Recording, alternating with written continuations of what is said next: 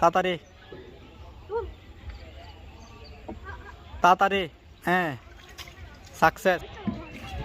একটা তেলাপিয়া মাছ দেখছে ছেলেরা, দেখা যাক এটা নেট করতে পারে কিনা। এটা আমার মনে হচ্ছে চার আর খৈলকে মনে হয় বেশি খেয়ে ফেলছে মনে হয়। আস্তে আস্তে নলারিস, আমার মনে হচ্ছে বেশি খেয়ে ফেলছে মনে হয়। দেখি নেট করা যায় কিনা। এটা বেশি উঠছে কিন্তু জীবিত আছে এখনো। মাছ না রে, সে নেট করতাম না চা সুন্দর।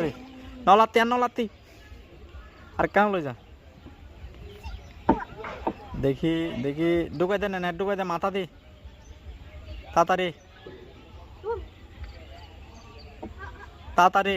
হ্যাঁ, সাকসেস সাকসেস সাকসেস। আমাদের রিজিক দেখেন, আসলে উপরওয়ালা হচ্ছে বড় রিজিক দাতা। দেখেন, এটা হচ্ছে একটা মিরাকেল। এই মাছটা এমন অবস্থা হয়েছে, আমার চার করছিতে যাবা খৈল সবগুলো দিছি, মনে হয় ওটা মনে হয় পেট ফুলে গেছে। এই জন্য এই নিয়ে আয় নিয়ে আয় নিয়ে আয়।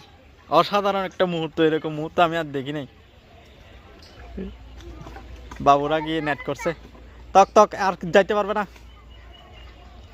এটা মনে করেন এই জাবা মারছিলাম তো সকালে, জাবা মারছি, খৈল মারছি, এটা মনে হয় বেহুশ হয়ে গেছিল মাছটা। এটা ছেলেরা দেখছে, ছোটরা দেখে এটা নেট করছে। এটা বেশি আছে যে মরার মতো, কিন্তু জীবিত আছে। আসলে রিজিক দেখেন, কার রিজিক কোথায় সব উপরওয়ালাই ভালো জানে, ঈশ্বরে ভালো জানেন।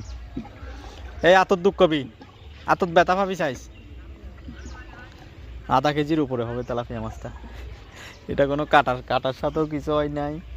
এটা চার খেয়ে মনে হয় তেলাপিয়া মাছ তো রাক্ষুসে মাছ, চার খেয়ে এটা ওভারলোড হয়ে গেছে, এই জন্য বেশি উঠছে যে।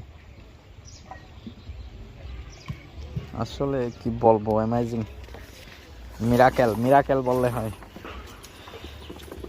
আপনাদের কারো সাথে এরকম ঘটছে কিনা একটু জানাবেন। দেখেন, আমি মনে করছি কি মাছ না, হয়তো ভুল দেখতেছে।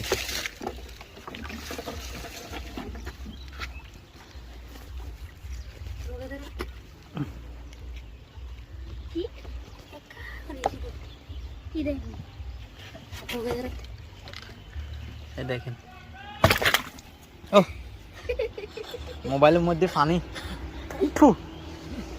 দেখেন তেলাপিয়া মাছ সাইজ দেখেন।